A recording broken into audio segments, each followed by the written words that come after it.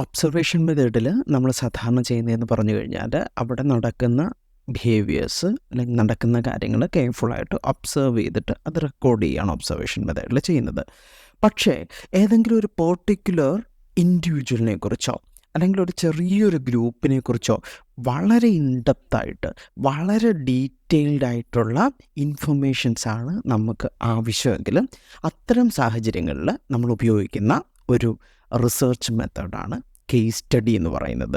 Case സ്റ്റഡിയുടെ definition ഒന്ന് പരിശോധിച്ച് നോക്കിക്കഴിഞ്ഞു കഴിഞ്ഞാൽ an intensive investigation of an individual or small group of people എന്നുള്ളതാണ് അവിടെ വരുന്നത്. അപ്പോൾ അങ്ങനെ വരുമ്പോഴത്തേക്ക് ഒന്നോ ഒരു ഇൻഡിവിജ്വലിനെ കുറിച്ചോ അല്ലെങ്കിൽ ഒരു ചെറിയൊരു ഗ്രൂപ്പിനെ കുറിച്ചോ വളരെ ഇൻഡെപ്തായിട്ട് ഉള്ള ലെവലിൽ ഇൻഫർമേഷൻസ് കളക്ട് ചെയ്യാനായിട്ട് ഏത് ടെക്നിക്ക് വേണമെങ്കിലും നമുക്ക് ഈ കേസ് സ്റ്റഡിയിൽ ഉപയോഗിക്കാം.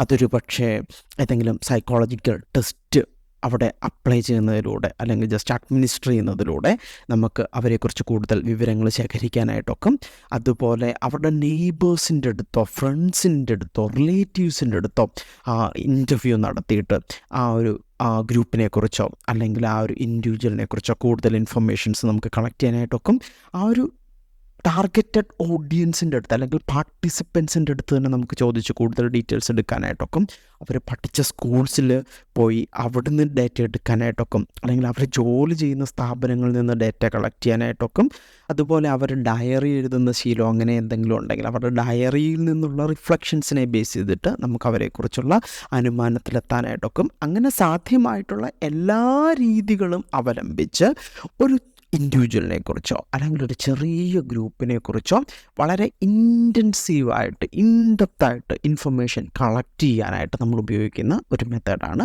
കേസ് സ്റ്റഡി എന്ന് പറഞ്ഞു കഴിഞ്ഞാൽ. ഈ കേസ് സ്റ്റഡിയുടെ ഏറ്റവും പ്രധാനപ്പെട്ട അഡ്വാൻറ്റേജ് എന്ന് പറഞ്ഞു കഴിഞ്ഞാൽ ഓൾമോസ്റ്റ് ഒരു 360 ഡിഗ്രി ഇൻഫർമേഷൻസ് ആ ഒരു പെർട്ടിക്കുലർ ഗ്രൂപ്പിനെ കുറിച്ചോ അല്ലെങ്കിൽ ആ ഒരു ഇൻഡിവിജ്വലിനെ കുറിച്ചോ നമുക്ക് കിട്ടും.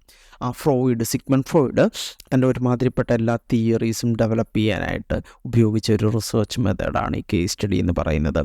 അതോടൊപ്പം തന്നെ അറ്റ് ദ സെയിം ടൈം ഈ കേസ് സ്റ്റഡിക്ക് ഒരു ഡ്രോബാക്ക് ഉണ്ട്.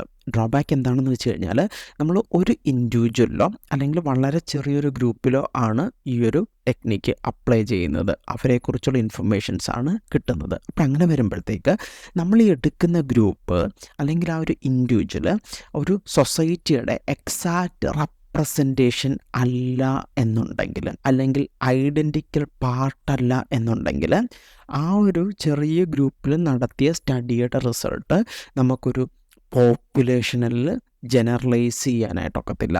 ഇൻ കേസ് നമ്മളൊരു പോപ്പുലേഷനിൽ ഈ ഒരു കേസ് സ്റ്റഡിയിൽ നിന്ന് കിട്ടിയ റിസൾട്ട് അപ്ലൈ ചെയ്ത് കഴിഞ്ഞാൽ, അല്ലെങ്കിൽ ആ ഒരു റിസൾട്ടിൻ്റെ ബേസിൽ എന്തെങ്കിലും രീതിയിലുള്ള ജനറലൈസേഷൻ അവിടെ നടത്തി കഴിഞ്ഞു കഴിഞ്ഞാൽ എറർ സംഭവിക്കാനായിട്ടുള്ള പോസിബിലിറ്റി വളരെ കൂടുതലായിരിക്കും.